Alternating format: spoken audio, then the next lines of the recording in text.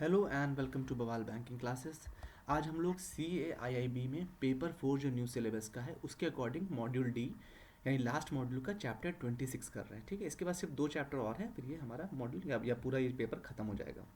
Right to information act and obligation of public authorities, मतलब जो भी ने प्रीवियस चैप्टर में RTI एक्ट 2005 पढ़ा था उसमें क्या क्या ऑब्लिगेशंस हैं पब्लिक अथॉरिटीज़ के, उसके बारे में बताया गया है।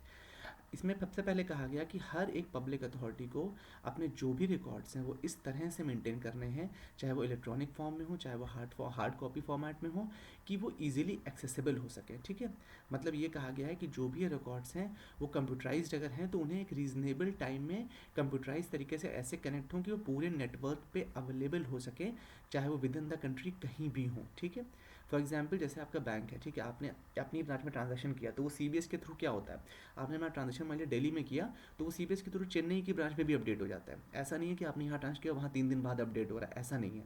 तो ये इनका मतलब है कहने का, सर्वर से अपडेट होने से ये मतलब है। Before moving on I request please subscribe to YouTube channel that is Bawaal banking classes. Also go to the copyright disclaimer that this video is for educational purposes only. तो जो भी इन्फॉर्मेशन है उसको जो एक्ट इनैक्ट हुआ है उसके 120 दिन के अंदर अंदर क्या क्या पब्लिश करना। एक तो जो ऑर्गेनाइजेशन है उसके पर्टिकुलर्स, उसके फंक्शंस, उसके ड्यूटीज़, जो भी ऑर्गेनाइजेशन होंगी। ठीक है, जो ऑफिसर्स और एम्प्लॉयज़ हैं उनके पावर्स और ड्यूटीज़, जो भी प्रोसीजर फॉलो हो रहा है उस ऑर्गेनाइजेशन के अंतर्गत, चाहे डिसीजन मेकिंग संबंधित या सुपरविजन या अकाउंटेबिलिटी, उसके लिए rules regulation instructions manuals records जो भी उसके कंट्रोल में है उन सब चीज़ों के लिए। जो ऑफिसर्स और एम्प्लॉयज़ हैं उनकी एक डायरेक्टरी, जो भी मंथली रेम्यूनरेशन दिया जा रहा है ऑफिसर्स को, एम्प्लॉयज़ को, और क्या सिस्टम है कंपनसेशन का, वो सब। जैसे हमने भी प्रीवियस चैप्टर में पढ़ा था कि पर्सनल इन्फॉर्मेशन आप नहीं दे सकते, तो पर्सनल इन्फॉर्मेशन आप पर्टिकुलर एम्प्लॉय की नहीं दे सकते। लेकिन सपोज अगर कहा जा रहा है कि कोई ऑफिसर है वो स्केल 2 का है, तो स्केल 2 में या ग्रेड बी में या ग्रेड सी में कितनी सैलरी होगी वो इन्फॉर्मेशन दी जा सकती है, लेकिन पर्टिकुलर एम्प्लॉय की कितनी सैलरी है वो इन्फॉर्मेशन नहीं दी जाती। दोनों अलग अलग चीज़ें हैं। उस एजेंसी को कितना बजट अलोकेट किया है वो सब चीज़ें, जो सब्सिडी प्रोग्राम है वो कैसे एग्जीक्यूट हो रहे हैं, कितना अमाउंट एलोकेट है, बेनिफिशियरी का डिटेल्स, वो सब चीज़ें।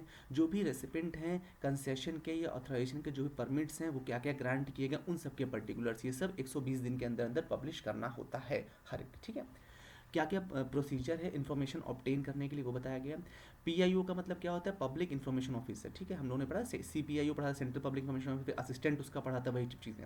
PIO यानी पब्लिक इन्फॉर्मेशन ऑफिसर जो होगा उसको ये रिक्वेस्ट दी जाएगी कि उन्हें क्या इन्फॉर्मेशन चाहिए, जो भी पब्लिक उनको इन्फॉर्मेशन देगी उसके बाद उसको ये देखना पड़ेगा कि वो इन्फॉर्मेशन देनी है कि नहीं देनी है।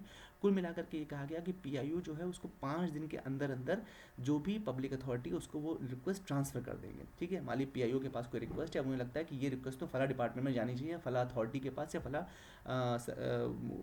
उसके पास जानी चाहिए, सेगमेंट के पास, तो वो उसको 5 दिन के अंदर ट्रांसफ़र करेंगे। ठीक है, PIO जो है इसके लिए अपनी ड्यूटीज़ को डिस्चार्ज करने के लिए असिस्टेंस भी ले सकते हैं, मतलब एम्प्लॉयज़ भी रख सकते हैं।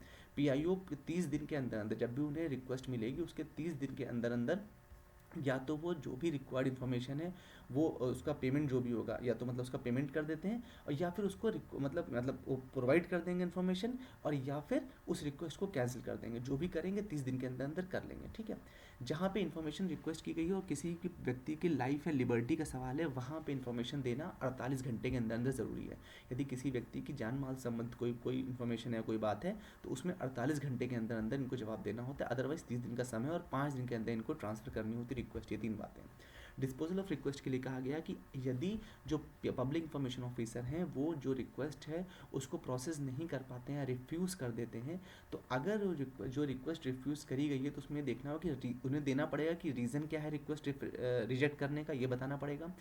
क्यों, जो उसका पीरियड है अपील का उसके हिसाब से रिफ्यूज़ करना होगा, कि मतलब वो अपील कब तक कर सकता है उसको बताना पड़ेगा कि भाई अभी 30 दिन है, आप चाहें तो अपील भी कर सकते हैं। ये उसके राइट्स उसको बताने पड़ेंगे जो भी इन्फॉर्मेशन रिक्वायर कर रहा है, जो आस्क कर रहा है उसको। ठीक है, अपीलेट अथॉरिटी क्या है, उसके क्या क्या पर्टिकुलर्स हैं, ये सब डिटेल्स भी PIO को देने पड़ेंगे जिसकी वो रिक्वेस्ट रिजेक्ट कर रहा है उसी व्यक्ति को। ठीक है, जो एप्लीकेशन है उसके साथ में 10 रुपये की एक फ़ीस रहती है, जो भी RTI एप्लीकेशन फाइल करता है 10 रुपये की फ़ीस देता है, चाहे वो कैश उसको मतलब चिपका भी देगा। आपने देखा होगा RTI के साथ कैश में लग कर आता है 10 का नोट, या DD के थ्रू या बैंक के चेक के थ्रू या पोस्टल ऑर्डर, कैसे भी 10 रुपये पे किया है, तो कुल मिला के 10 रुपये फ़ीस गवर्नमेंट को पे करनी है।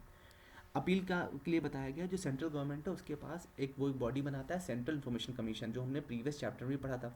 जो स्टेट गवर्नमेंट है वो बनाता है स्टेट इन्फॉर्मेशन कमीशन। ठीक है, कोई भी व्यक्ति जिसने वो मांगा है इन्फॉर्मेशन वो नहीं मिला है उसको, तो उसके पास अगर रिफ्यूज़ल होकर के आ गया है तो उसमें ये कहा गया है कि 30 दिन के अंदर अंदर वो अपील कर सकते हैं। किसको अपील करेंगे? जो भी सीनियर रैंक का ऑफिसर होगा सीपीआईओ के ऊपर। सीपीआईओ मतलब सेंट्रल पब्लिक इंफॉर्मेशन ऑफिसर के ऊपर जो भी सीनियर ऑफिसर है उसके पास 30 दिन के अंदर अंदर अपील की जा सकती है।